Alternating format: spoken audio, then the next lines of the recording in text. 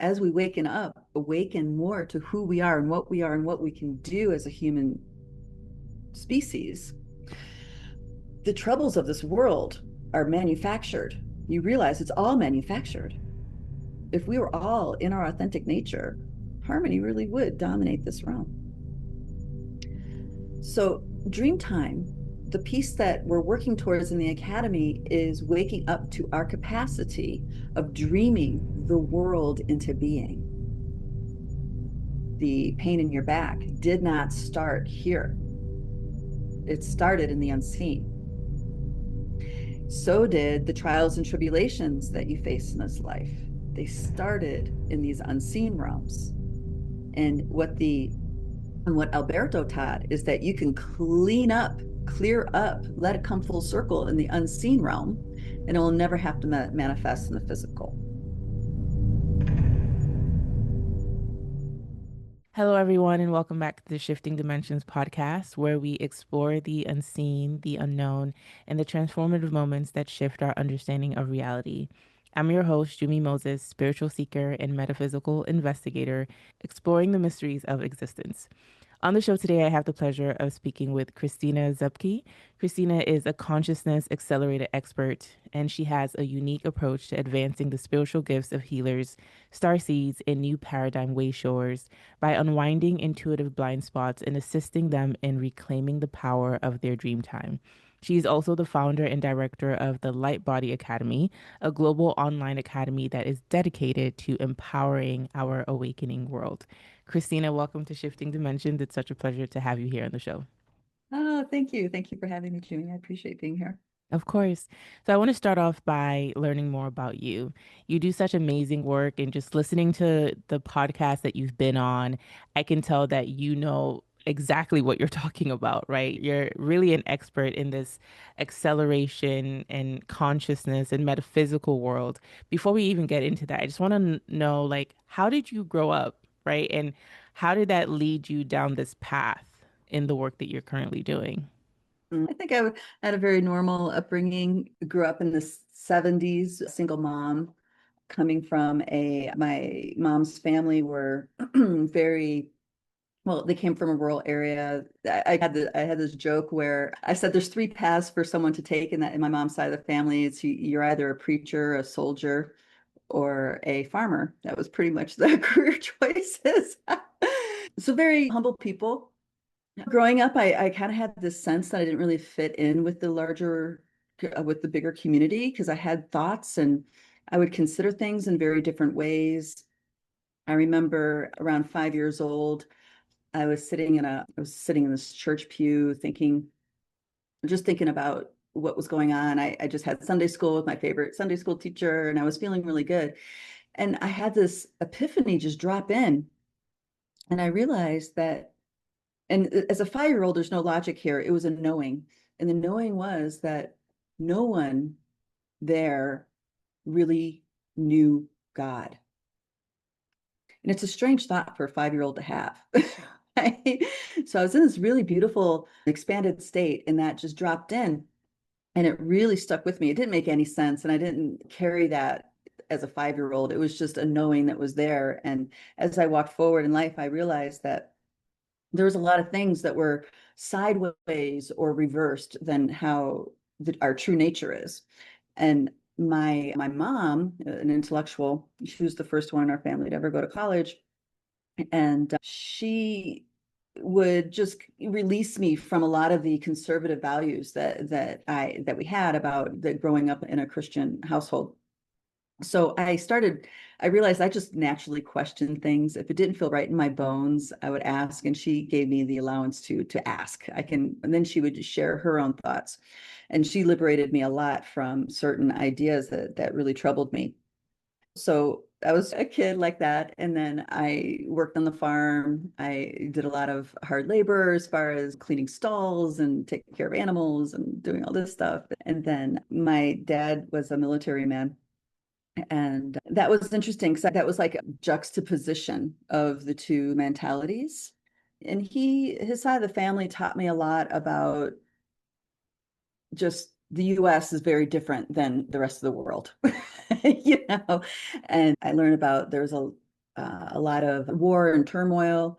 And I hung out a lot with my dad's mom, who was the first generation over here. And she told me some really scary tales. And when my dad found out that she told me some of the stuff about what happened with the people, he was just like, you don't tell kids that.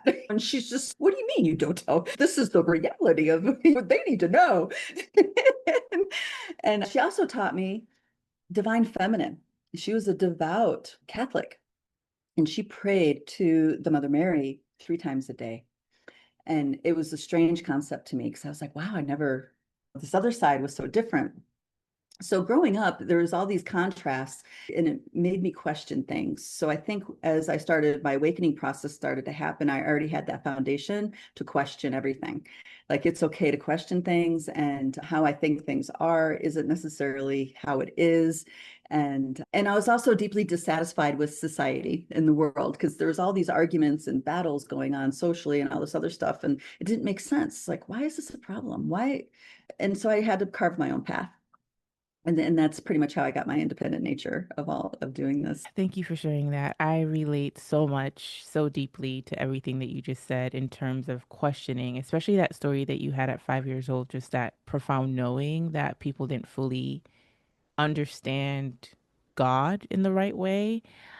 And yeah, it just reminded me about a similar experience that I had when I was 5. Not necessarily the idea of me thinking that people didn't understand God directly, but just this deep sense of, I don't think we have it right in terms of how we're supposed to be understanding the nature of this world, which again, like you, what 5-year-old thinks about that? Yes. Or stares up at the sky trying to figure out, where am I? But anyways, thank you so much for sharing that. You just mentioned that because of how you grew up, you had this freedom to kind of question things, right? Especially because of your mom, which I love that for you. And then you now talked about how that eventually led to by the time you got to like your awakening, right? You already had the foundation, the questioning to continue on that path. So what triggered the awakening for you? I know that you've been doing this work since the 90s. So I'm just curious to know, what was that trigger for you? It was a gradual awakening. When I was a teenager, I wanted to learn yoga. Now, nowadays it's everywhere, right? But back then in Ohio, it was not. There was no, and people would look at me like, why? And I don't know if you remember, there's this video game, and I can't remember if it was Street Fighter or Tekken, but there was a yogi as one of the characters in the fighting game, and he would sit in a lotus position, and his arm would stretch when he strike people, so he's always out of the striking zone. I know this sounds weird, but I would watch that, and I'm like, there's a power with yoga. There's a power with this wisdom that this fictional character is presenting. And I just knew it. And I was like, I really want to learn yoga. And I said that to a boyfriend I had at the time. And there's a yoga studio right down the street. And he actually took me there. So it started with yoga, meditation, and mantra. And the woman that ran the studio, her name was Bhumi, that was her initiated name. She was straight out of an ashram that she spent 20 years in Massachusetts. So it wasn't quite the kind of yoga that a lot of Westerners know now. That's really watered. I would say it's watered down. The idea of full body prayer is not necessarily the common form of yoga that you see. It's getting more popular because I think people in their spirit are hungry for something more. But how it got really proliferated, it was more of a workout, calming, empowering kind of thing. But hers was really down to close to the roots of the true spiritual practice. So I met her guru, and I sat with him and had one of the deepest meditations I've ever experienced. And I'm like, what is this? I do this all the time. And why with him? I didn't talk to him or anything. We just sat down, we're in the same room. It's like, why is that happening? Why? Because that questioning thing. And I realized that in the process of asking the why, that even though I thought the world was all distorted and reversed, I had this realization that I was deeply distorted and reversed. And it was shocking. And then I'm like, I got to figure that out. What is this inauthenticity? I didn't have that word at the time. I was still a teenager, but I knew that there was something that I wanted to correct. And in that, I started asking the universe, my inner universe, for assistance. And then I realized when I asked, it came. And eventually, when I was married and had children, my children were very young, I started to ask the universe for the teachers, like, I'm ready now. I'm ready now to really do the work. And I asked the universe for the teachers that were right for me. And there were two that presented in my reality, a man and a woman. And it was off to the races from there, because that was some crazy stuff that they were bringing into my world. Interdimensional beings, ETs, working with nature spirits, working with Dreamtime, the veils of death. It just brought this whole other scope of reality into my sphere. And I knew it was a yes inside, even though it didn't make sense, and even though it made me mad in certain ways. The yes in my heart was just like, I know this is it. And I was lucky enough to stay home with my girls, so I could take them with me everywhere. And that's what we did. So my kids were along for the ride for the first 6 years. Wow, you just said something so profound to me, which is you grew up with the sense of feeling like the world was deeply distorted. And then in that deep meditation, it was like a self-reflection where you also realized that you were deeply distorted, and you decided to continue on that journey of figuring out the distortions that you had within yourself. And I think that's so profound because I think that it's easy for us to have this hubris as people who maybe have a additional sense that something's off with this reality, to feel like we are fully aware and above all of the different distortions in this reality. But in living in this reality, those distortions are also imprinted within us. And it takes a lot of humility and self reflection to understand that, oh, there are parts of me as well that are deeply distorted. And I think it's really important that you said that, because also call yourself now a consciousness accelerator expert. And I love talking about consciousness. And why I love talking about consciousness is because I think that it allows us to see where our distortions are. And the more we shift them, the more we become more and more heightened in a sense of consciousness, right? Because there are different levels of it. So, what does it mean to be a consciousness accelerator expert? So consciousness is, well, it's a buzzword these days, but back when I was bringing that forward, it was not quite as big. But so we are not who and what we're told. We are beyond the confines of this biosuit. We are beyond the stories of our families. And what consciousness acceleration is for me is waking up out of those confines to in becoming liberated to be free in who you actually are as a wild, undomesticatable, multidimensional being, a presence in this reality. And there's a lot to this. There's many layers, but something you said was really important about the inner distortions, outer distortions. So what I started to realize is that so there's this concept, hold on, to lay this concept out first. There's this concept of sacred space. You're familiar, yes. So the Celtic and Druids, there was a teacher that would work with me in Dream. Most of my teachers came to me first in Dreamtime, and then I would meet them in person. So there was a Celtic Druid lineage that was reaching out to me in Dreamtime, and they were showing me things. And one of the things they showed me was this concept of sacred space within sacred space, and that those layers were necessary to reach certain expanded levels of being. And I was very confused by that. I'm like, why isn't sacred space just sacred space? And it's because the way consciousness works is that there's zones, there's fields of energy. And when you are able to have one layer field, you can wake up to a certain level or behave in a certain way, and because you feel safe, because you feel anchored in your body, and it's, oh, you're settling into a deeper part of yourself and you can expand. That has its limits because of the way the collective field has been and how distorted humans have been trained to be. So when you bring sacred space within sacred space, there's even more separation between the distortions and your consciousness, and you can expand even more, feel even more safe and supported. And what I recognized in that is that the people we surround ourselves, our community, is everything to us expanding into who we actually are, because that space held within, it's a sacred space within sacred space. We all of a sudden energetically can feel and respond to the freedom, the acceptance, the beauty. And we can say and be however we're going to be. And what's around us, our community, that sacred community, they reflect clarity back to us. So we keep enhancing each other's clarity and depth by getting together in groups and being in our sacredness.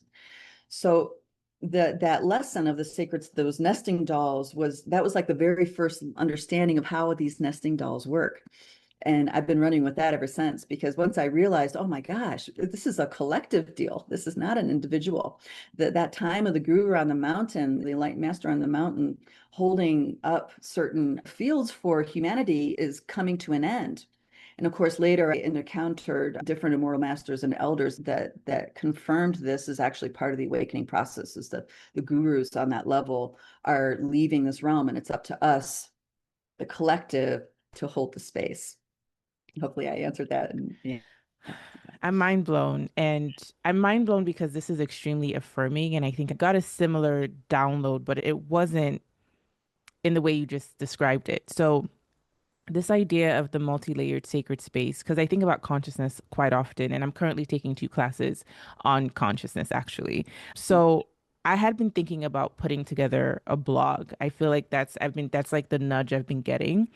And there's so many different things that I've been wanting to touch on that has to do with the realm of consciousness. And long story short, what was what I arrived at was this idea of unlocking your inner dimensions, right? Because we talk about different levels of being, and every level of being generates a different reality that you experience as a person or as a multi-layered, multi-dimensional being or entity in this current 3D space. So what you just said to me, the multi-layered sacred space that we have within us or we're like interacting with in this like field just makes so much sense. And at least to me, and I'm sure to the listeners as well, because it's so true. We're multi-layered, and there's so many different layers of consciousness, right? Like I gave this example for recently where it's if you're used to being unforgiving, like that's the space, that's the field that you're currently in, and then you shift to a paradigm where like forgiveness becomes easier for you. That's a new multi-dimensional or sacred space that you've just unlocked. I'm talking a lot here. I'm geeking out, but how do you feel about what I just said? I'm Does with you. that I'm geeking resonate? out Yeah. with you. Yeah. Yes, you hit the nail on the head. Forgiveness is an amazing alchemical process when it's done multidimensionally. A lot of people have a misunderstanding about that forgiveness, right? They think it's an ego driver act, but it's not. And actually, that was one of the big questions that I asked that woke me up when I was in yoga, because there was, as you can imagine, in a yoga community, there's conflicts, right? And someone was saying, I forgive them, and right. And it's your words say that, but the rest of you. And that's when I started waking up to, oh, there's something much deeper going on here. And as you describe this multi-layered thing, and as in this generation, I love this generation because we have the permission to make up words and combine words to make up meanings. And this is necessary because we're trying to describe our consciousness is more expanded than it was before. So we're trying to describe what it is to be human in these and engage with these layers of reality. And these new, and here's the other thing about the zoning and the energy fields. I'm sorry, I'm saying this backwards. The fields of energy is that they are moving, and we are also always moving. So you may have total clarity field of energy for a moment, an hour from now, it might not be accessible. And people wonder why. And there's a reason why, but in general, we need to understand that we are always moving. We're never in any fixed state, even though we may feel fixed, we may feel stuck. It's our own thoughts and emotions. It's our own limited consciousness that's giving us that experience of feeling stuck. But in reality, we're always moving, always shifting. And those intentions that we set are really powerful because we're always in motion. You see what I mean? Yes, absolutely. And to your point about us making up words, trying to give meaning or explain what we're feeling, what we're sensing, what we're supposed to be learning, I think language is so important, right? Because language is hearing something described a certain way or defined a certain way can quite literally shift someone or give someone the permission to step into a new paradigm or dimension of being.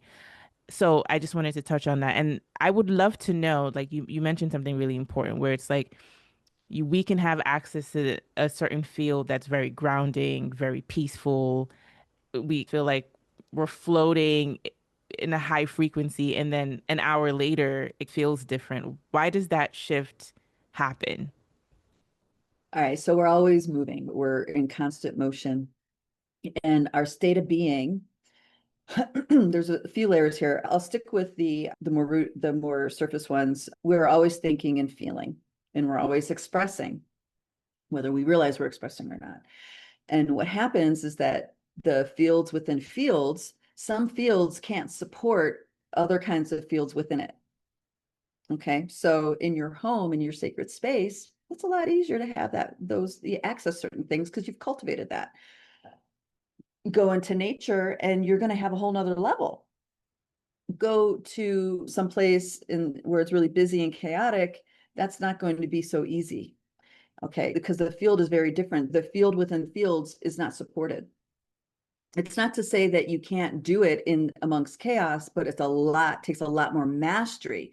And this is that next level that people don't realize is that we are trained to release energy, ooze life force energy out, which makes us weak.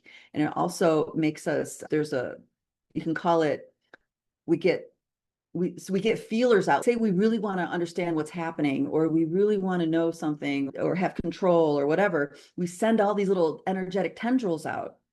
Now that's life force energy not available for us anymore. So we end up being more susceptible to these other fields because our life force is getting diminished because we're leaking out constantly until we learn not to. And that is a journey. It takes time because there's a lot of internal needs and belief systems that keep us in that leaking state. Okay.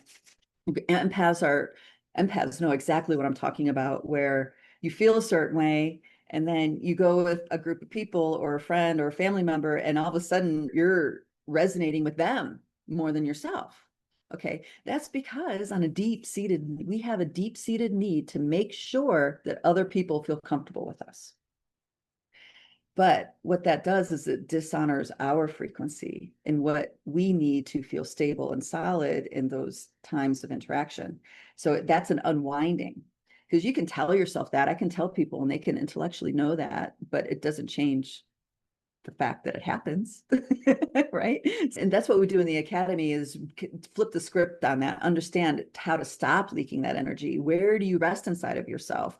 And there's benefits to understanding that your being, and this is some ancestral program that gets rearranged, is your being is actually the home frequency of you is what's meant to be here. That's actually very an alchemical presence, but we don't experience that and we don't trust that. So we accommodate others. And so it takes some unwinding of belief systems and the ancestral stuff to actually have the courage and the capacity to stand in our own alchemical presence when we're in with people who have a different frequency than we do. I just Make love sense? everything that you just said. And I think it's affirming for a lot of people listening to this and myself as well, because when you experience a certain level of frequency and you've cultivated a space where you feel grounded, like for example, a lot of people's homes, my apartment is my sacred space, right?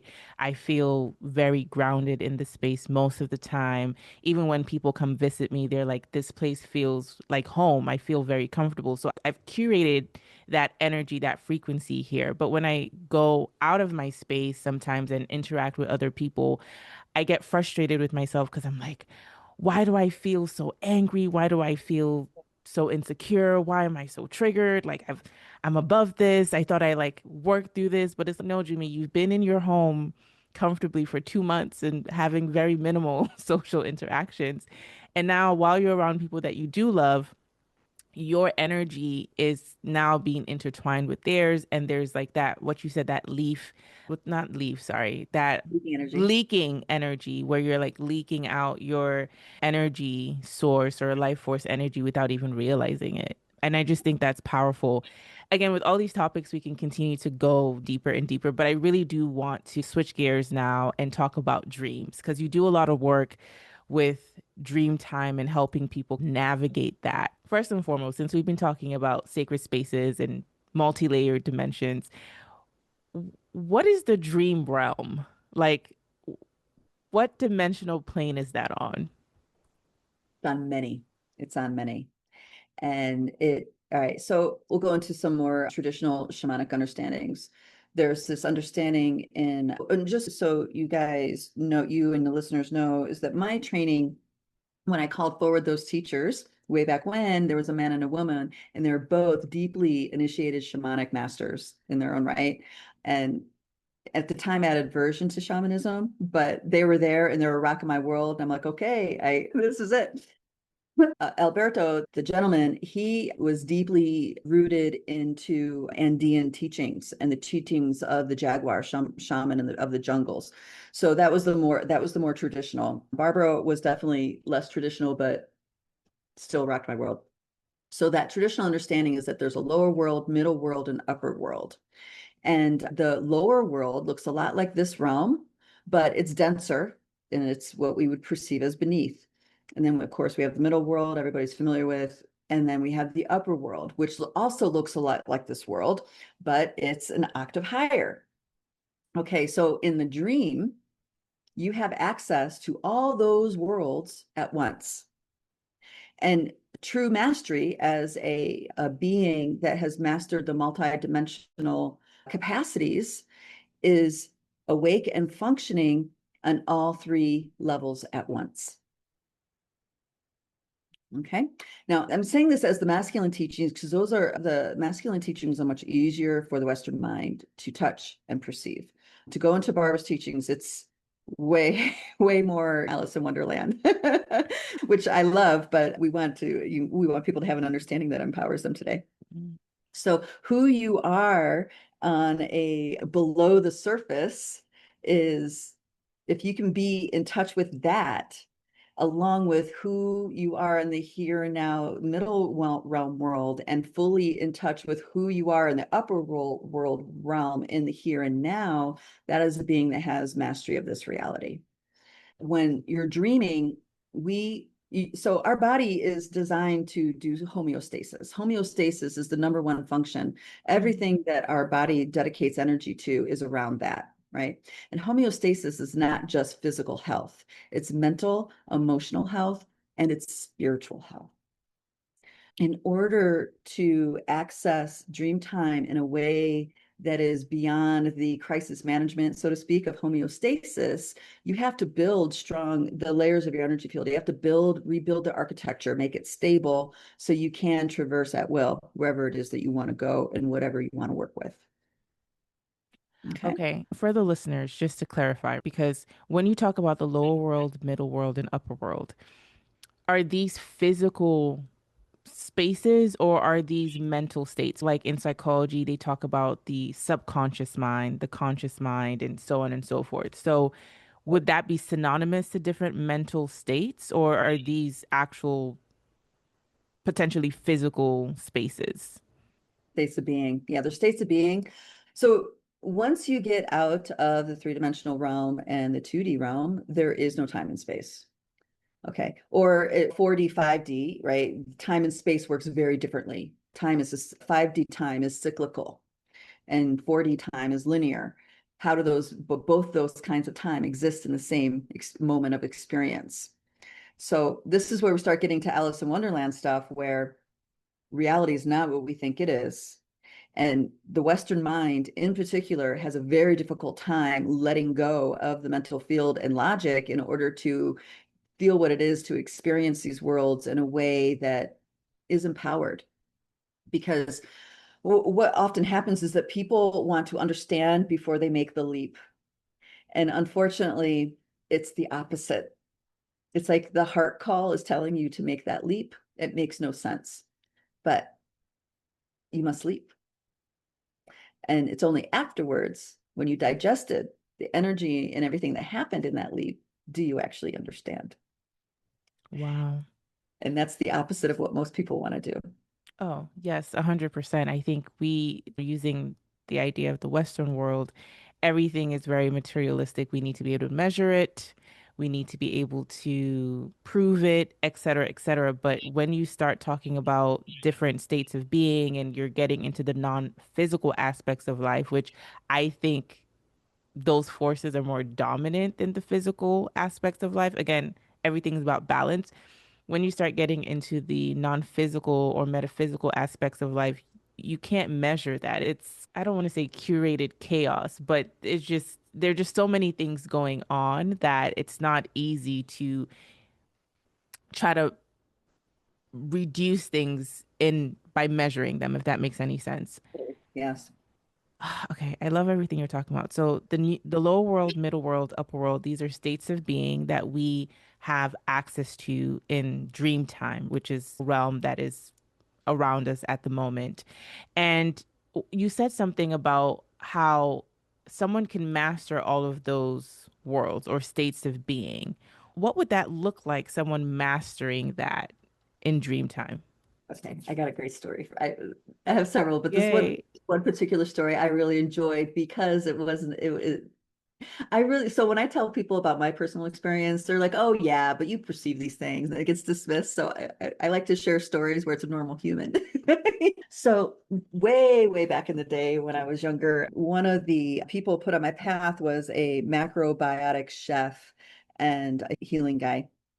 And so macrobiotics is a healing modality, and a lot of people think it's about diet, which there is a huge component to that, but it's really about how to live in harmony with the land that you are. So you eat things that are indigenous to the lands. That's part of the philosophy. And Michio Kushi and George Osawa were the founding fathers of this, hence the Kushi Institutes that are all over the US. Michio, very methodical, scientific kind of guy, tells the story. And it's this out of this world story. And this is how it goes. Down in the deep jungles of Brazil, where there were tribes that have absolutely zero contact with the outside world, there was a medicine man that was in ceremony in dream time. And a ship came down and landed, and beings walked out. And these beings told that medicine man, there's a person that we want you to contact in Boston, Massachusetts. He lives here, and we want you to give him a message, a very important message. And the medicine man, yes, okay. Now, how do they communicate? This is that telepathic kind of expression. And this medicine man's a master of dream time. Okay. So this is a man with no identity, no papers, no money, no knowledge of the Western world, the outside world, but has taken on the task assigned to him of get this message to Michio Kushi. So the next day, he's at the door, Michio Kushi knocks on his door. And he says, in perfect English, I have a message from you from the star people. They told me to make sure that to tell you that you are on the right track. This is medicine that can truly save the world. And he walked away, disappeared, never heard from him again.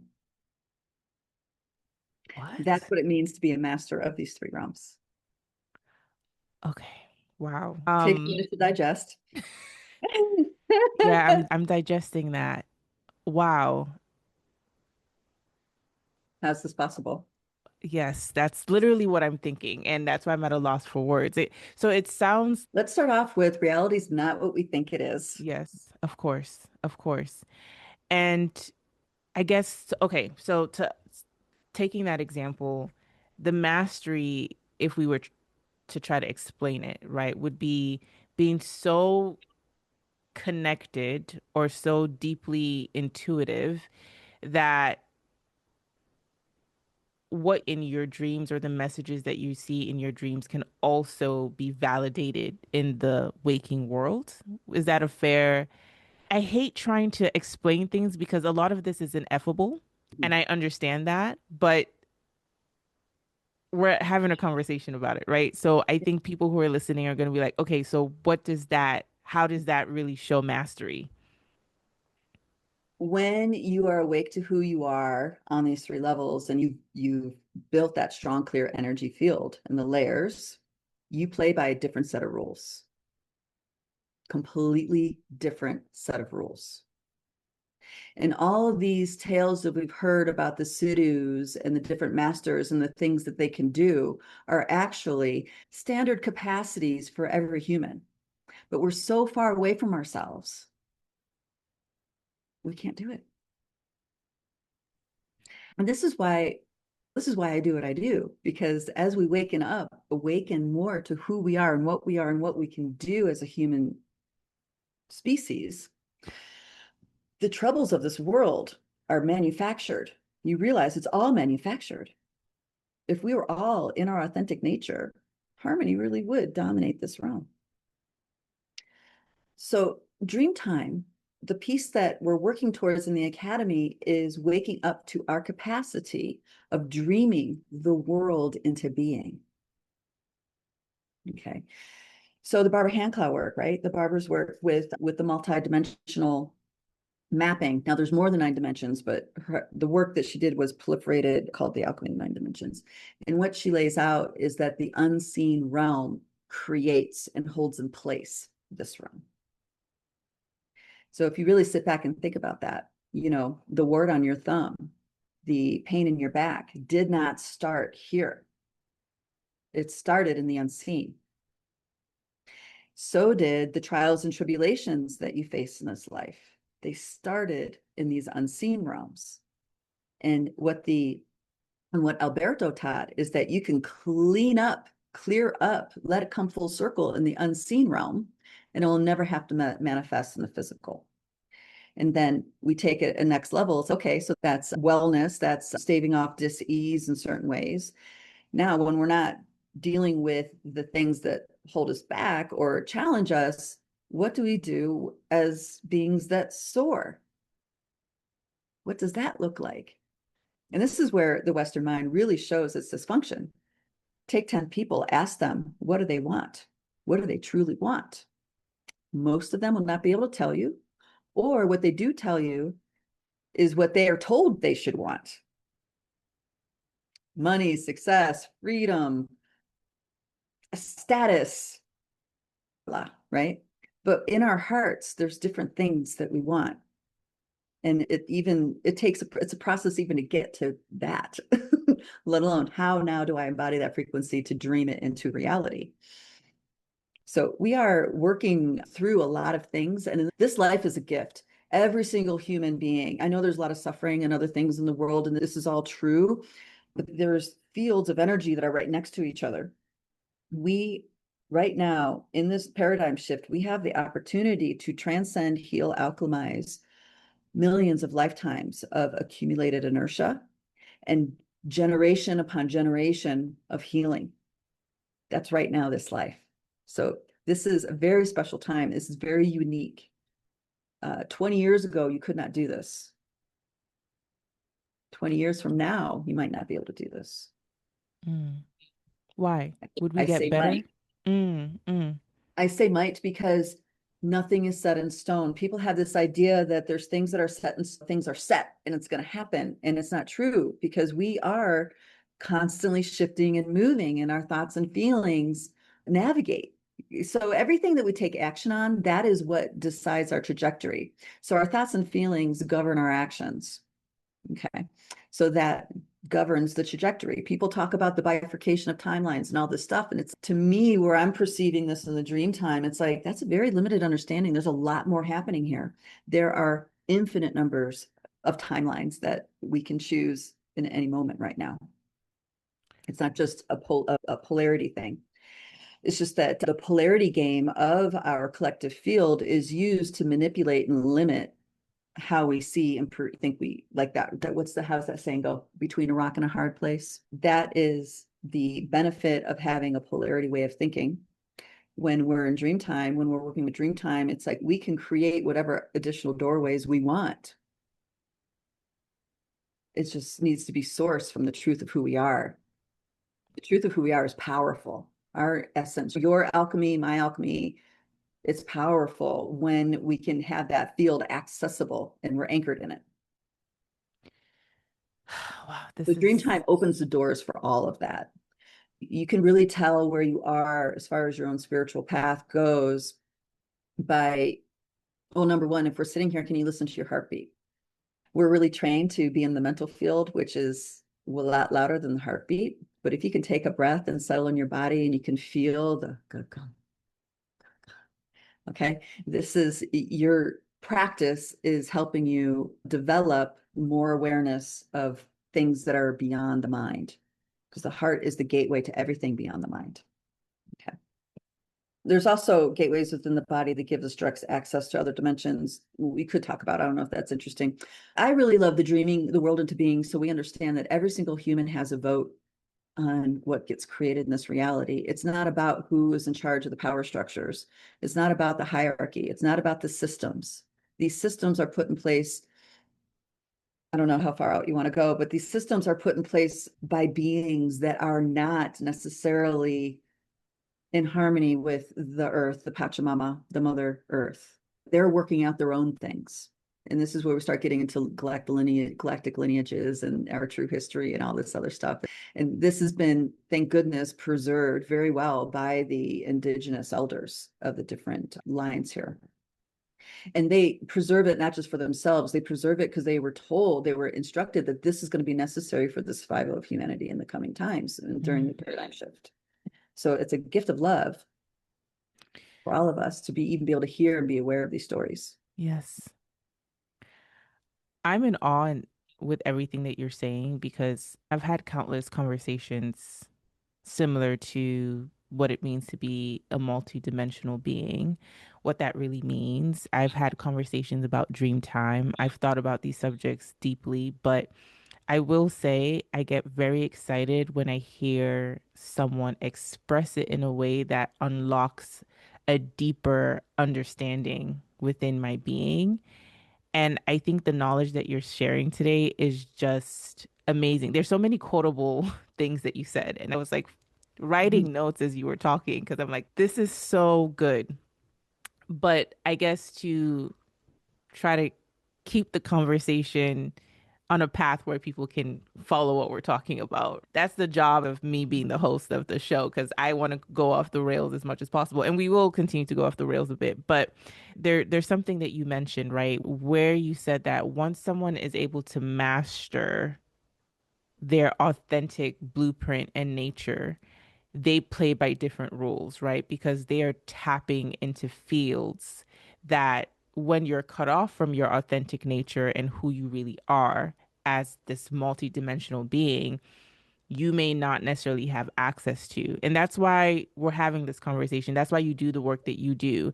That's why I talk about the things that I talk about, because I believe that we're trying to wake people up to that superhuman ability that is accessible to all of us, right? Which is not really superhuman. It's really our true essence, our true nature that we have forgotten, that we've been taught to be scared of. We've been taught to almost look down on or think that it's out there, right?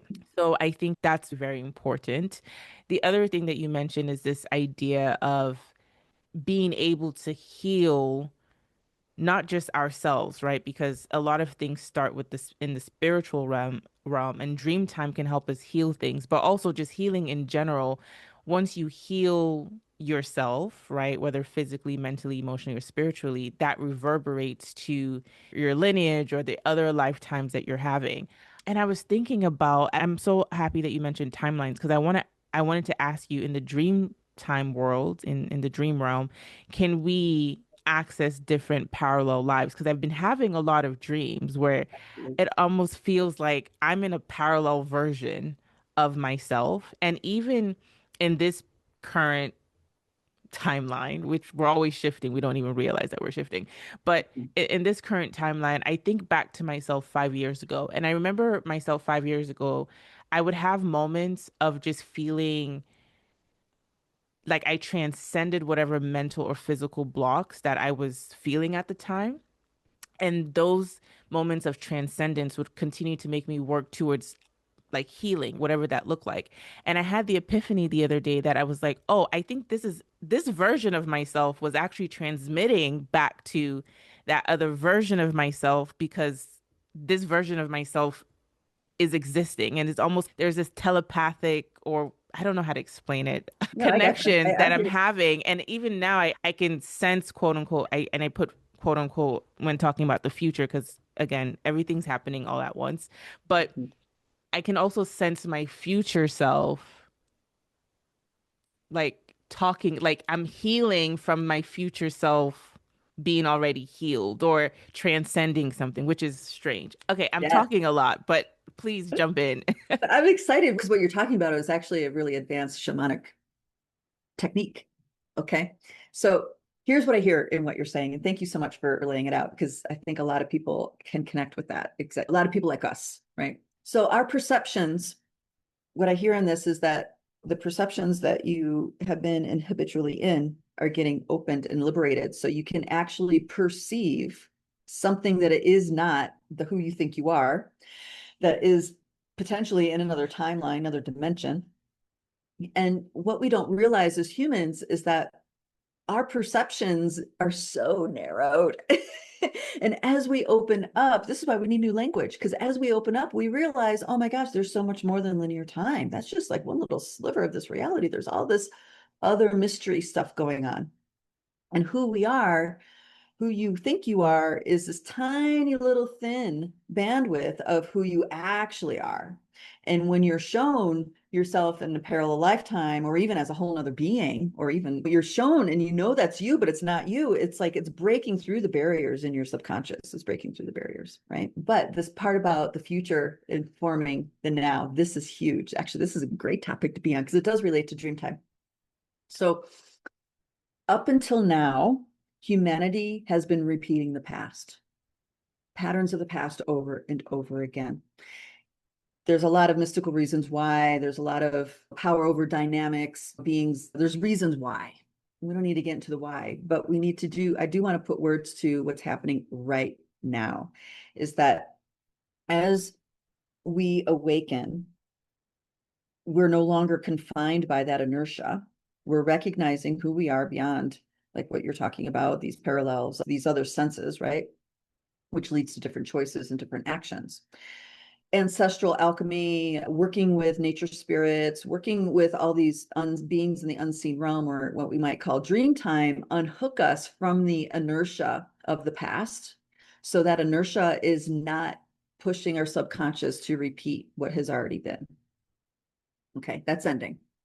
Right now, this time that we're in, there's a potential, and this used to only be for the really advanced shamanic masters. We can have our future inform the now. So the momentum is no longer having to repeat the past. It's now living towards a vision that is truly what we want in our heart, not the program that's showed to us of what's possible.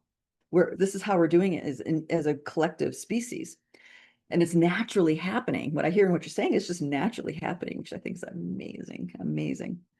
I remember 20 years ago, we had to go through all kinds of advanced initiations and trainings to be allowed to travel into the future and bring those threads back to inform a person in the here and now. Oh, And wow. here, people are just waking up to it. It's beautiful. It is so beautiful. Yes, it's one of the newer things that I feel like I've unlocked that I'm very excited about because it's almost like I can have a conversation with my future self and almost embody her because everything's happening all at once. So we're all versions of ourselves at the same time. Yes. It's just it's so fascinating. And tying this back to Dreamtime, because you talked about like the ability to heal ourselves and work through any sort of subconscious programming. How can someone intentionally go into Dreamtime to do that? Do they create the intention, go to sleep, and then they do the work? How would that work? It could be that way. A lot of the feedback that people have is that they don't remember their dreams and they think therefore they can't work with dream time. And that's not true at all because intentions are very powerful. So it can be like you say, you have an intention and then you go into dream time. But there are more things that you could be doing to enhance that. One is truly treat the sleep as another sacred journey, the sleeping time as a sacred journey. Don't just, because a lot of people give their sleep the least of them. They are toiling until they're so exhausted and they pass out, or they're scrolling until they're so sick of it. There's like, I might as well just go to sleep. You're in a state of being that's not conducive. You're in one of those fields of energy that's not conducive for expansion. So the kinds of things that are conducive for expansion is feeling good, feeling grateful, having your energy consolidated. When our energy is consolidated, we feel very grounded. We don't need to do those exercises with the grounding cords and all that because that only works so far. When you pull back, when you contemplate your day and pull all of your energy back from the day, you're consolidating your energy. And I'm going to say the layers of the structure of the architecture of your energies, layers of energies become consolidated, become cohesive. And now your intention in dream time is going to pack a lot more punch because you're more cohesive. A lot of people have difficulty just getting to the intention when you say the world is your oyster, the universe is the limit, what do you want? And it takes reflection and getting clear to set those intentions and then consolidating your energy, and that'll make it much more potent. The big problems that I see with the Westerner in Dreamtime is that our energy field is so scattered and incoherent. We've adapted value systems that aren't actually true to our spirit. That has a detrimental effect. We have interactions where we leaked out a lot of energy. That has its effect. We already talked about that. And then we also have the incoherent connections with our ancestry. That has a huge effect because what is not full circle in our ancestry has to express through us in the here and now. This is why you want to do ancestral alchemy, because just go back 100 years in history and you can point out a lot of pain and suffering and trauma that our people have gone through. And that which has not been resolved is screaming to get resolved within us. So when we work with our ancestors and we bring alchemy into those situations, whether it be a major trauma where people were shattered all the way to the soul level, you reconsolidate all that, that injury or that trauma does not need to be reenacted anymore. It's done, it's full circle. They're liberated and you are even more liberated on a whole nother level. Yeah, you're absolutely right. And it's interesting and also very important to understand that healing goes both ways. Like once you heal yourself or rectify something within you, you're all it like that healing is also reverberated back to your ancestors or people in your lineage. And I even think sometimes maybe not necessarily in your lineage. I think, for example, when you have someone who's committed an atrocity against you or a crime against you, and you see what happens when you genuinely forgive that person and how it like also changes the chemistry of that person because they're able to release shame and actually forgive themselves. And there's this like energy that or trauma that they're also able to release Mhm. from the pain that they inflicted on you. So healing is a very symbiotic experience. It frees everybody involved. Yes, it frees Yes. everybody involved.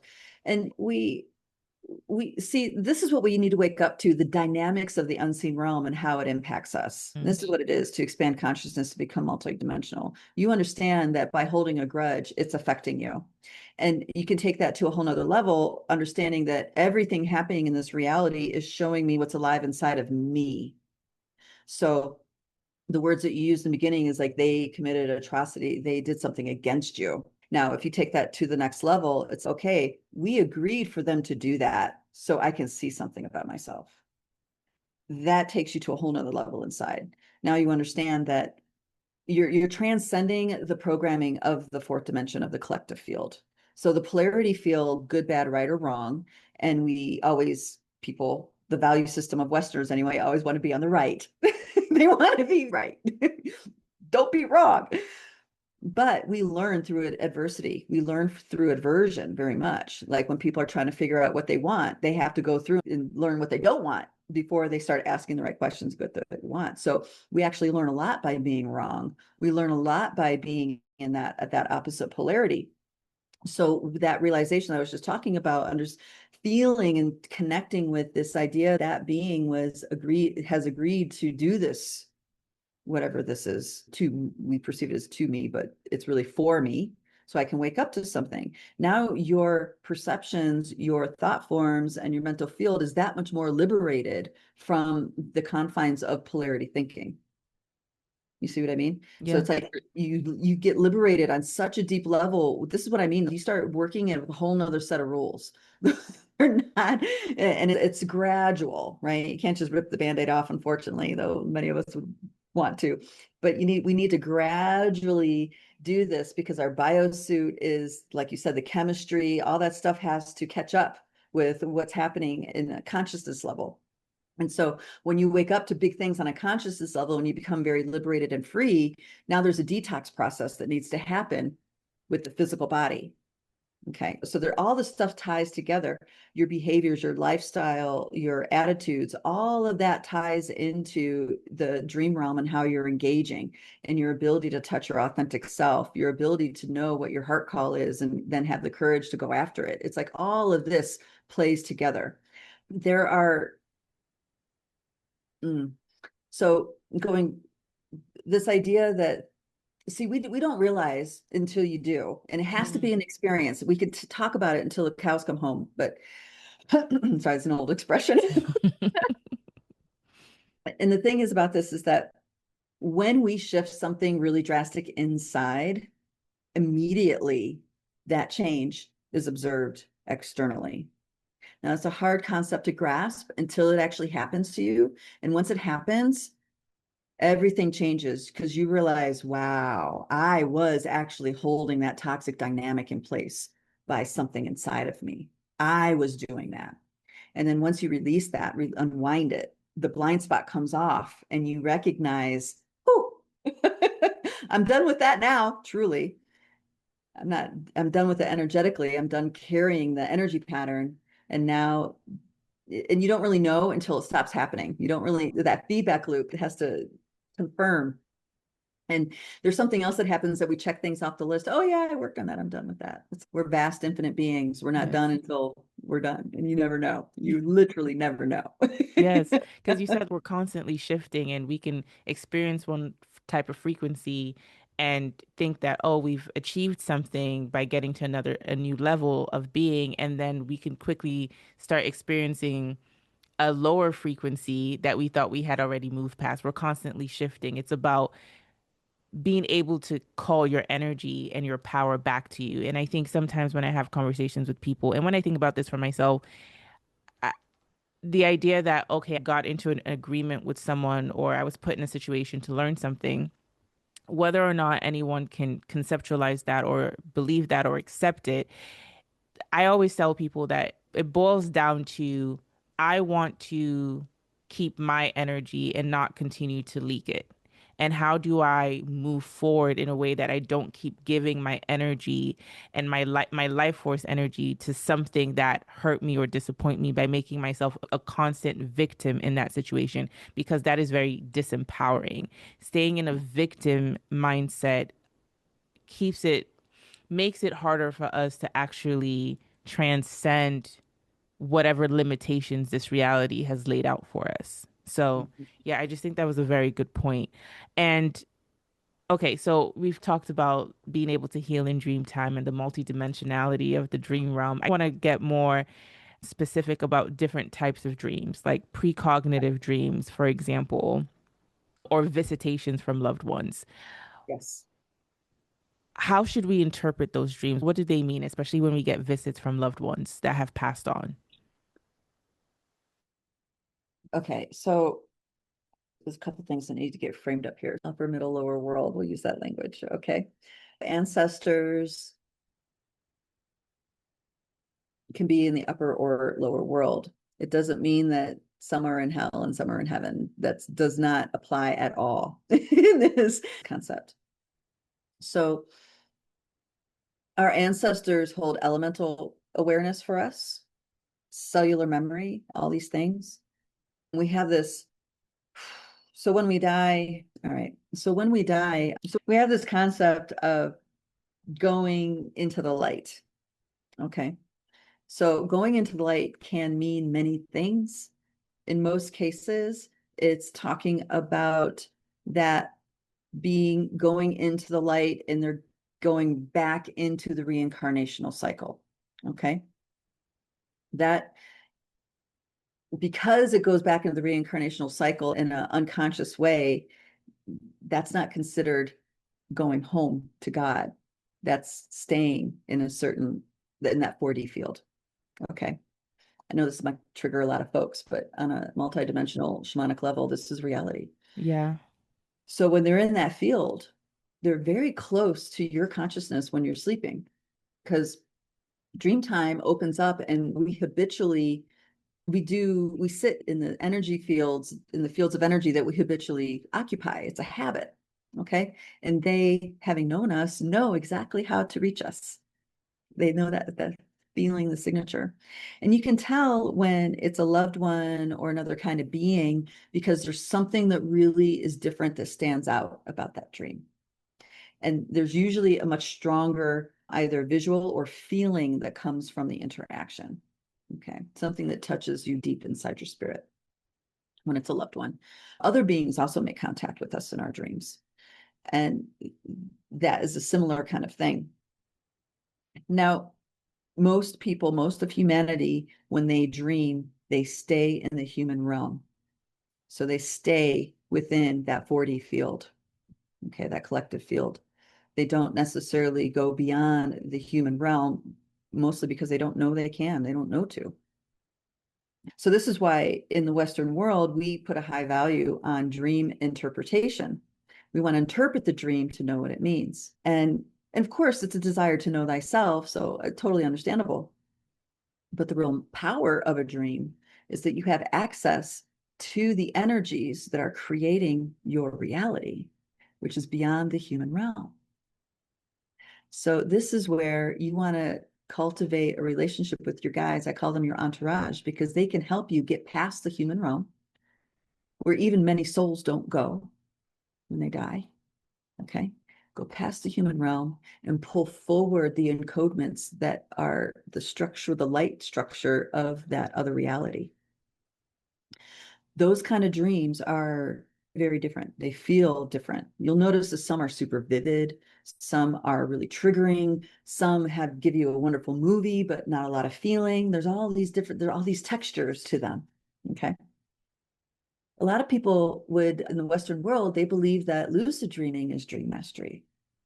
And it can be if you use that to go beyond the human experience, go beyond the human field, take your consciousness beyond the human field in that lucid dream.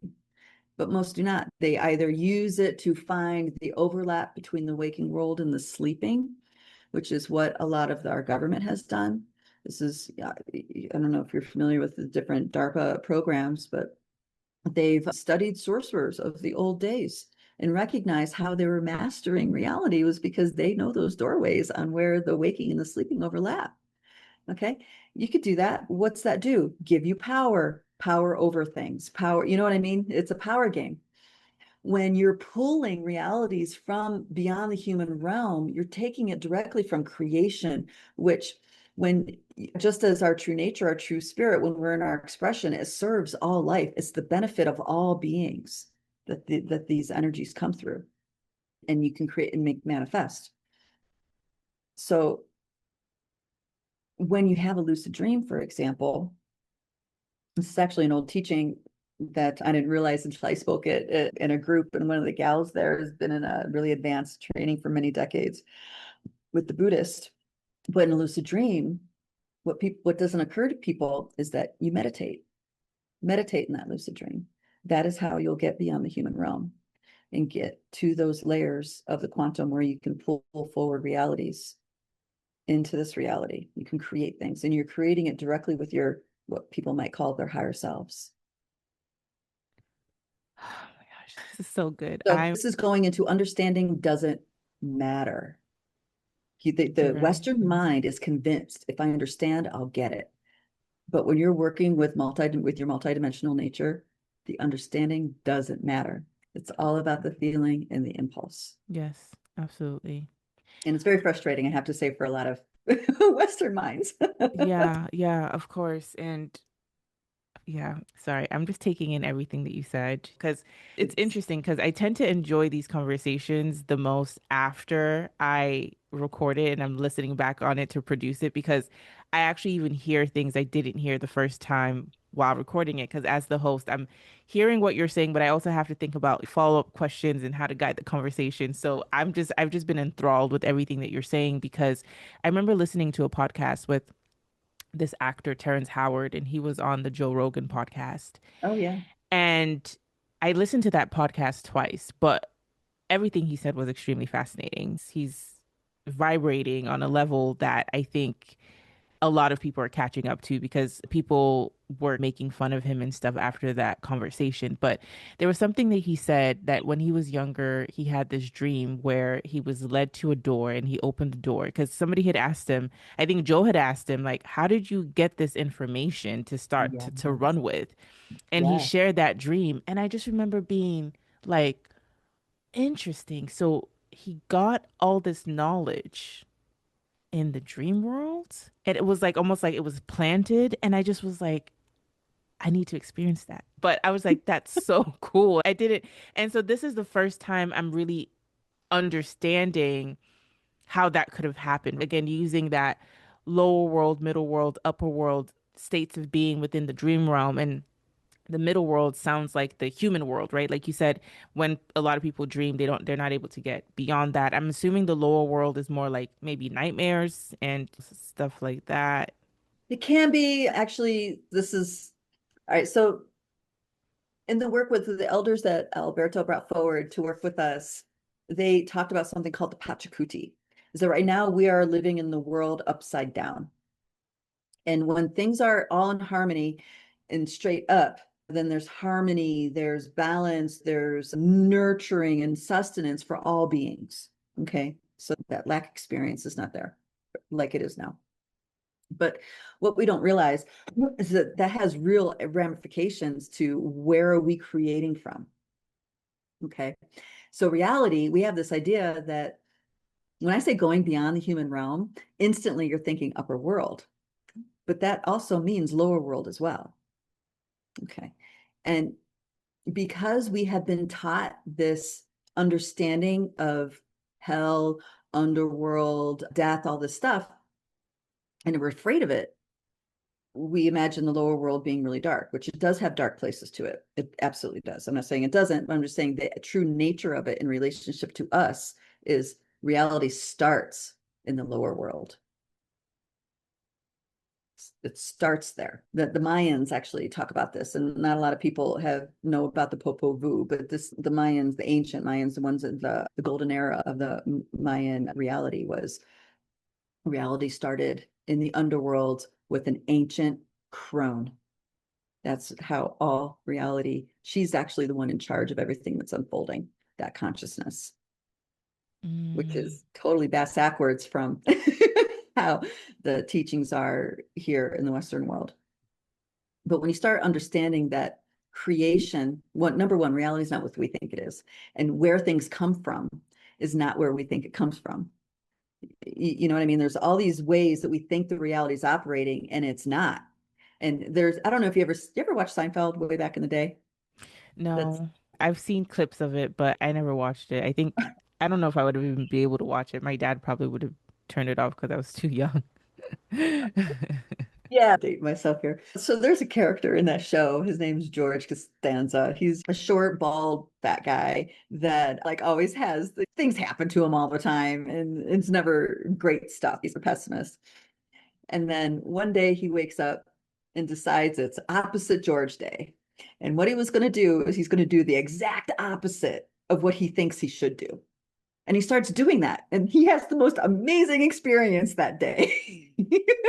And the really cheesy example that of it is that so he's self-conscious, he's balding, he's an older guy, he didn't have a job, he lives with his parents, and he's in his 40s and blah, blah, blah, all these things that people look down on. And he sees a beautiful woman in the diner that they frequent. And he just goes up to her and he's like, hey, I'm unemployed, living with my parents, but they're not home. You want to go home with me today? And she looks at him and says, yes. He's like, really? But this is what it is to unwind our blind spots, because the attitude and the slant that we have towards reality is not how it actually works. And this is why we feel so disempowered and not capable, because we're looking at it backwards. We're too mechanical about it. So the lower world doesn't necessarily mean like this like negative realm or negative state of being. It's just this, it's a state of being. It doesn't have to be good or bad. It's just a state of being. It's just another reality that we could potentially tap into with a different type of knowledge and understanding. Yes, as you're awakened, it's a place of beauty and magnificence. And yes, there are dark things there, but it's not like how the connotation of what you're describing. When we are in our Western mind, what is collected in the underworld is everything that we've been disconnected, Mm, lost, and forgotten. So in the beginning of building the relationship of who you are in the lower world, you have to resolve all those things, which will look dark. It will be shadow work. It will be scary. But once you awaken to it and integrate, that's no big thing. It's a beautiful realm. It's just like this realm, but an octave lower.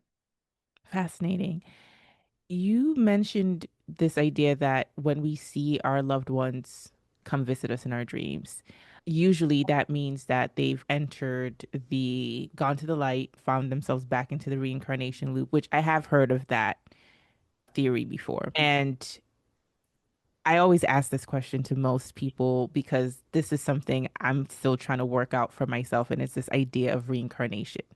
I hear people say that it's a must, you got to do it to clear up karma. I hear people say, no, you don't have to continuously reincarnate in a loop. That's completely false.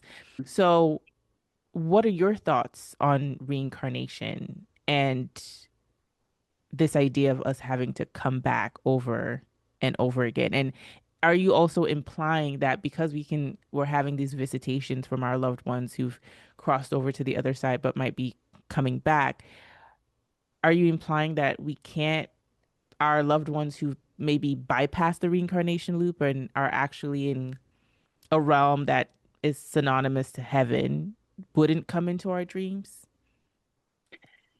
Excellent question. First, I have to talk a little bit more about the fourth dimension. Okay, the collective field.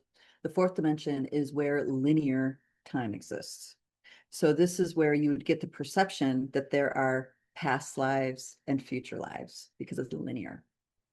You mentioned earlier that everything's happening all at once. Okay, so when you go past the fourth dimension into these other dimensional nesting dolls that are informing our here and now reality, it is all happening at once. There's no such thing as past, present, future. Okay, so it seems like they are in conflict, but they work together to create our perception, to create the reality. So when you are in that field of energy of, I'm going to say, immortal mind, none of it matters.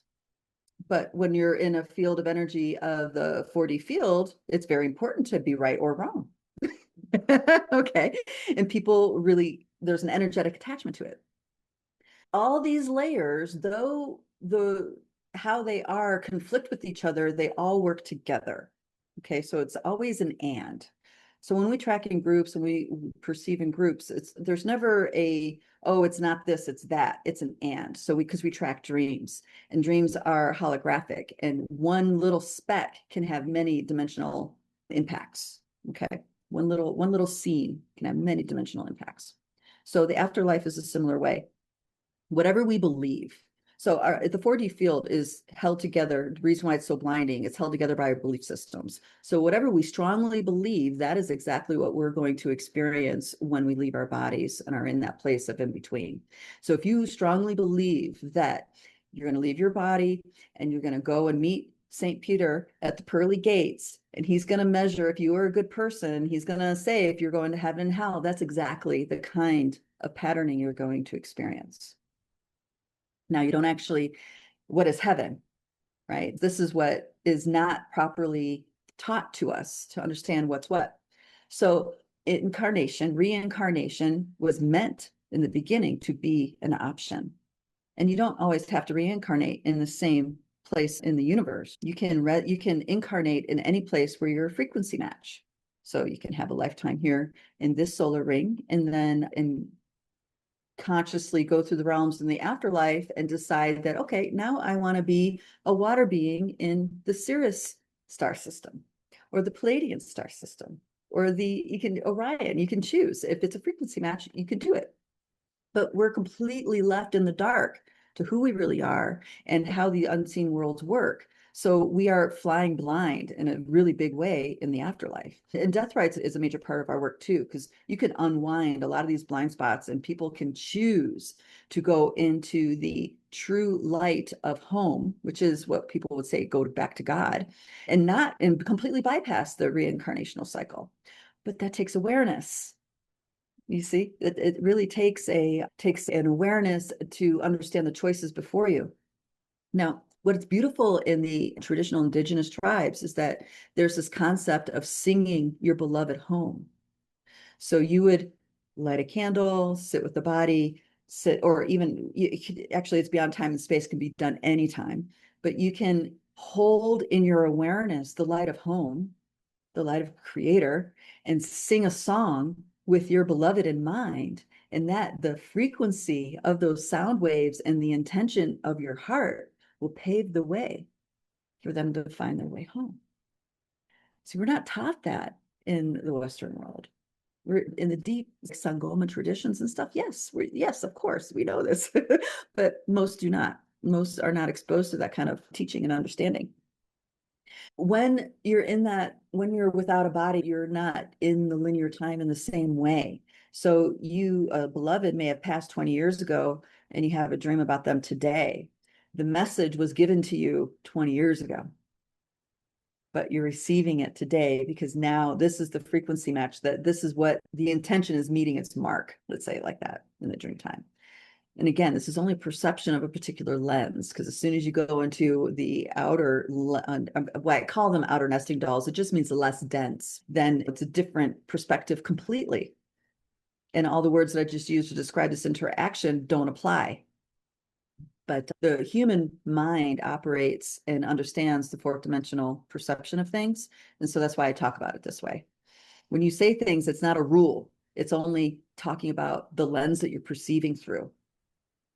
Yes. Yes. Uh, Did I answer that? Perfectly. You answered that perfectly. Okay. What are precognitive dreams? Do we understand them the way that we're meant to? Because I say precognitive dreams are dreams about the future, right? I have a lot of precognitive dreams, and in my family, we say we have the gift of dreaming. I've had dreams where 6 months before I lost my job, I dreamt about it. I had dreams about, they're not always bad things. Like maybe I had lost my wallet and I just knew that I was going to find it 2 days later in a particular spot. So, what's really happening when we're having those dreams? That part of your perception has been liberated from the confines of linear space and time. But Okay. you don't realize that we are so beloved. We are so beloved, not just by the earth, but from your own spirit. It's tough being human. It's messy. There's all sorts of, and it's a crapshoot. And there's such a deep, loving space held for us. I imagine you having that sort of recognition gives you some sort of comfort in yourself, in your abilities, in who you are. And this is usually the intention when we are being supported like that. We're held. It's reminding us that we're being held. Yes. Precog has different layers to it because there's Mm. prophecy, and then there's the personal timeline that a person is on. Now we're Mm. waking up beyond linear time and space. So that means aspects of our future selves, what we would perceive in this dimensional frame up, a future self. But really, in another level, it's just us doing what our agreement is. It's totally different. But that kind of precog, that's you telling you, that's you helping you. That's your ancestry and your beloved ones holding you through something. Now, prophecy is a bit of a different story because, all right, so ancestors and who you think you are, so say they're like 4 nesting dolls in, and it's permeating. Now, so a truth can be like Akashic record down to here, right? A prophecy is a reality that is a truth in all the different multidimensional layers of existence. That's why that is inevitable. That is why our ancient ancestors were able to prophesize about these times, because this phase of that we're in was inevitable because it exists on all those layers. Make sense? It makes sense. It makes me think about before 9/11 happened, a lot of people had dreams foreshadowing that. So would that be considered a prophecy or just a collective sort of, since everyone is gonna, a bunch of people were gonna experience that same timeline? Was it like their ancestors just helping them, and or was that more of a prophetic dream? I would say those are sensitive people that that on some level, on a soul level, understood that was and it's going to, I say I'm really not in the mainstream narrative, but that was a dark force mega ritual, the soul harvesting act. Okay. And that is a crime against life. And we all feel it. We all feel it. People that never even saw the event on the news knew it, had it. They felt the offense. You see what I mean? Yes. And then, of Yes. course, powers that be manipulate that knowing and twist it into us making decisions, in which case, unfortunately, we went to war. Actually, that was the start of the world war that we're still in now.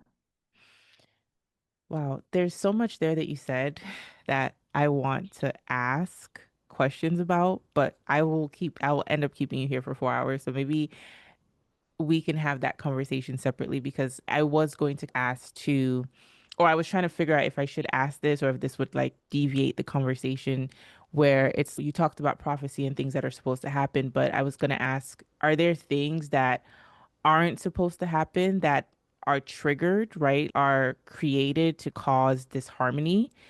It made me think about also what you said about sometimes we enter a contract with another being, but there's a part of me that feels like there are things that are that happen and atrocities that are caused on a mass level. That is that contractual, or is that just a whole completely different force and energy siphoning sort of agenda? So you mentioning that, I think, brought that to my frame of mind. And you can quickly touch on that if you want to. Oh, no, if people can hear it, yeah, absolutely. I think it's important for people to hear this, even if they do think I'm completely out there, because their higher selves will hear it and it'll come back to them when it's important. So it's worth the vulnerability of that, of sharing on this level. So yes, everything you said, it's yes on all those levels. And the understand is, see, there's the how the universe maintains infinity is that life is an exhale and an inhale. Okay. The exhale is all the ways in which we can experience separation. And the inhale is all the different ways we can experience coming home in unity. So those events that create massive trauma and shattering and separation, that's actually part of the unfoldment of the exhale of the universe. Okay, so this is the big picture piece. Individually, each being plays roles to facilitate. And I know we have this idea that there's really bad people and really good people. Again, another 4D field manipulation. We are all divine expression having an experience, even those doing awful, what we would call awful things. So a quick story here. So my past lives, my memories were coming back several years ago. They're coming back. And what was coming back was, it's probably about 2 decades ago, was a massive soul shattering series of soul shattering events. They were all connected because it was the same event being repeated over and over again. Okay. And with the soul shattering, there's usually a level of harvesting going on. And what as I was consolidating all that, I had first witnessed it, I had to refeel it, all this, which was really difficult. But I had to I had to have that to reclaim all those pieces. When I was whole again, I can see the bigger picture of what was going on, because I could have easily made this about the demonic evil actions of the patriarchy. I could have easily done that. Colonization, easily have done that. There was so much justification and feeling and all this stuff. But as I became whole again, I realized that they were imprisoned by the same mechanisms I was. And they were acting things out as on another level in service to the bigger whole. Now I can't embody that until I have that experience. And that's why it had to be like that. So when I was reunified again within myself, I truly did feel forgiveness. And it wasn't like, oh, I'm going to forgive you. No, it was like, we've been through so much. Oh, see, I'm emotional now. Just think about it. We have been through so much, and it's intense. It's intense being the victim, and the perpetrator, and the savior that ends up revisiting helplessness over and over again. How intense that is, and how brave we are to agree on some level to act these things out. But that's where you get with true forgiveness, is understanding that we're all actors in a play, playing out these energies. This idea of us being these cosmic beings who are playing these different roles, and we're part of this inhale and exhale of this divine universe that we continue to learn more and more about every day. And on a micro level, it just makes me think about people in my life and the moments I've been able to forgive them, not from, like you said, not from I forgive you, and just have this cathartic, really emotional experience. It was like understanding that, like, the people who have hurt me, they also hurt on some level that I can't grasp. It's not like it's not a sympathy for the quote unquote perpetrators, right? But also looking at their life and kind of imagining the steps or the experiences that they've had to get to that point, to be able to inflict pain or injustice towards me, right? Because again, I'm not a victim, it's just an experience that I'm having. And when I realized this is an experience that we're both having, and how I can take my power back is not putting them in this like box or labeling them this way, but just understanding that this is just a dynamic that we're both experiencing, has also been very cathartic and also very emotional as well, having that experience. So hearing you talk about what you like, your explanation of this role that we're all playing made me think of that as well. So yeah, that was just like, again, very powerful. And like you said, it's a very vulnerable thing to share. And I think it's something that even for me still it's hard to grasp, right? Because I'm like, what is the point of suffering? Like, why would anyone want to enact that or take up that role? And the answer is always, yeah, because we're supposed to learn and evolve as a soul. But does the spirit really need to evolve if we're coming straight from, for all divine beings, from that one God source? That's the stuff that I guess I'm still trying to understand, and I'm looking at through that human lens, perhaps, but I still struggle with it. I still struggle with it. Yeah, I love what you're asking. These are great. This is a great deep question. Remember the nesting dolls, the layers. And no, our infinite self doesn't need to learn anything. Not really. What we're doing is we're cultivating fields of experience, of exploration, and we are resolving things like homeostasis. We're resolving like a galactic level homeostasis. Okay. Mm-hmm. So there's great power in the witness. So you witnessing somebody that's done something really like betrayal or something that really hurt you, you witness yourself in that, and you witness them in that, and coming back to wholeness in that witness, you've alchemized it. Okay. And that expression that happened didn't start in this lifetime. It didn't start with the being currently known now as Jumi and the other person. It actually started out in the cosmos. Great examples that we alluded a little bit about these power over dynamics that are influencing our systems. Okay. The earth is very unique. This is like the melting, the alchemical crucible for all disharmonic energies to find harmony again.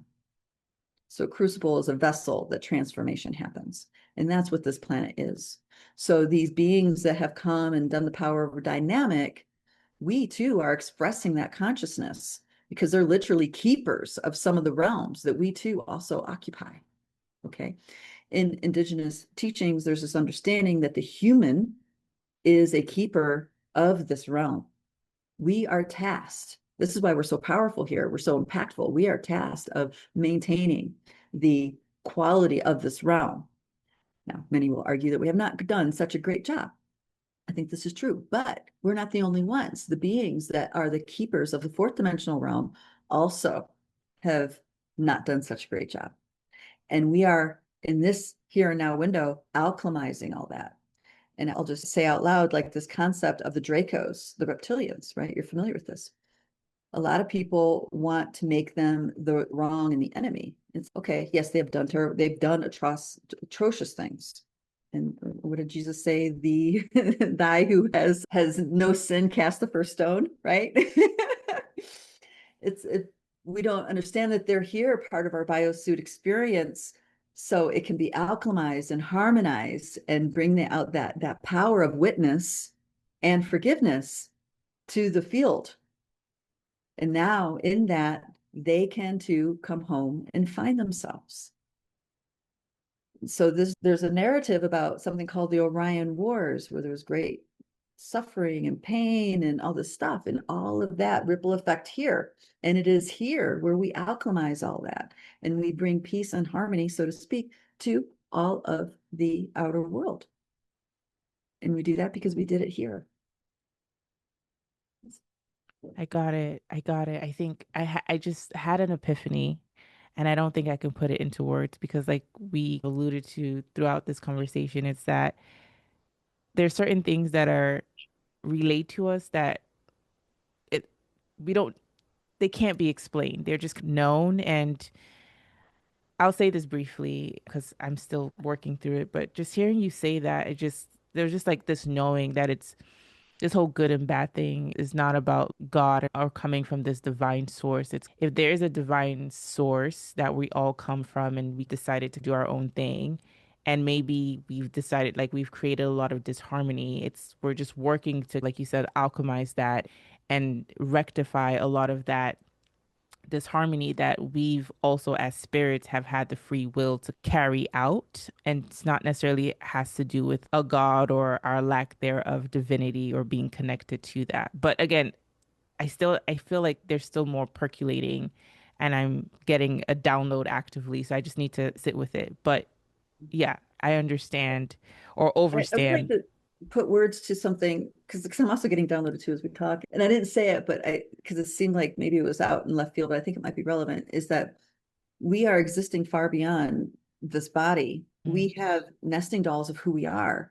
We have aspects of us that are, let's say, the reptilian. We have aspects of us that are the great wise whale. We have aspects of us that are the great archangels. It's like we have these aspects. mm, And as we build the architecture of our energy field, we have access to that more and more. And this is part of that playing with reality with a whole different set of rules because we're awakened to these other pieces.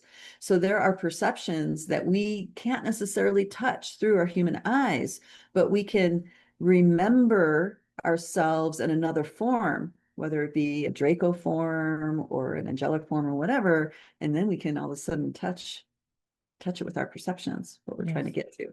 So anyway, that's the download. That's how I would describe it, what's going on as we Yeah. Yeah. talk. I understand what you're saying. It's like we all have a different perception based on the field or reality that we're in, but we're all interconnected and we're all different but versions of each other, like looking from different perspectives and paradigms. Okay, I'm gonna rein it in. I have Okay. so much more to say, We'll have but to do this again sometime. yeah, we definitely do. This has been one of my favorite conversations on the podcast, and I am not just saying that lightly. This has been great. This has been illuminating, and I can't wait to go back and listen to it because I know I definitely probably missed some gems while Mm. you were talking, just because the nature of the podcast. Okay, Thank you. I It's an asked honor. this to all my guests, and that is, have you shifted in perspective on anything? I know I've shifted a lot in this conversation, but have you shifted in perspective on anything recently? It could be lighthearted or as deep as you'd like it to be. Yeah, so my perspectives are always shifting because that's the work we do. I would interpret that question as, have you had any major 180s in your life? And I would say yes. And that would be in reference to the capacity of our biosuit in its healing. So I was on an anti-inflammatory healing diet for years, and it was very clean diet, right? And you can heal yourself this way. And that was what I was doing. But I had all these aversions to certain kinds of foods. And it's strangely enough, this is also connected to the artificial organic conversation. And what I realized, because I would think that those foods were like an insult to my health, right? They're contaminated with this and they have that and blah, blah, blah, blah. And then especially when now that we have like the nanotechnology into the conversation in the food, I don't know if you guys, everybody should be aware that there are nanoparticles purposely put into our food as preservatives, flavor enhancers, all this stuff, but it's actually a technology. It's not an organic occurrence. And I would feel threatened by the idea of nanobots being in my physical field via food. But then something woke up inside and I was just like, nothing is not God. Nothing is not creation.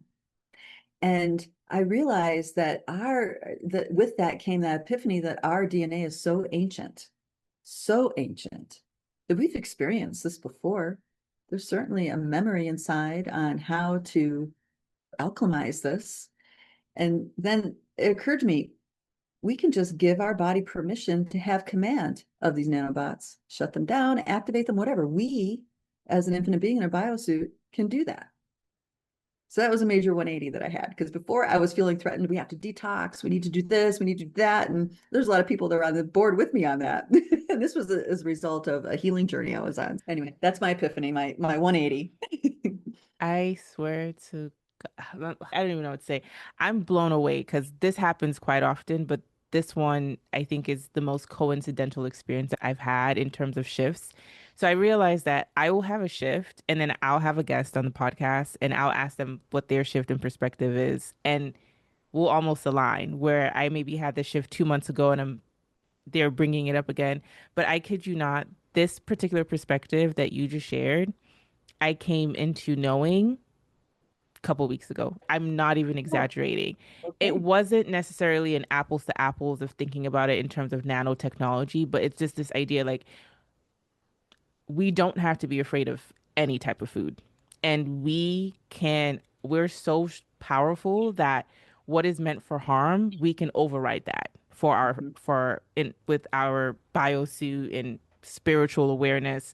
We do not have to be afraid. That does not mean we should just eat anything and everything because there's some foods that we're allergic to or don't react well with our body. But the idea of just being so afraid and overwhelmed about everything single thing we put into our mouth, we it doesn't have to be that deep. And what I came to know is that this idea of blessing the food, that's where it comes from. You bless the food before you put it into your body. You've done the work. It will do what it needs to do. So you sharing this perspective and me have it coming into that understanding a couple of weeks ago, I again find extremely fascinating. Thank you for sharing that. Where can people find you if they want to work with you, if they want to learn more about you? Where can they go? Okay, so we have free outreach work that we do, and that is these clearings that Stacy does at the end of the month. It's a Sunday, I believe, at the last Sunday usually. And then there's also a Forest Wisdom Circle for people who have a lot of connections and experiences with nature spirits, and that's the first Thursday of the month. To work with me directly in doing the work of building a strong energy field and that strong foundational architecture and opening yourself up to the dream work, that is at lightbodyacademy.com. And what you look at the programs, it's Light Body Essentials for building the strong energy field, and then the Dreamtime Healing Project for that next step into dreaming, learning how to track and dream the world into being, that process. Amazing. Thank you. Thank you so much, Christina. It's been such a pleasure having you on Shifting Dimensions. Yes, thank you. Thank you for having me.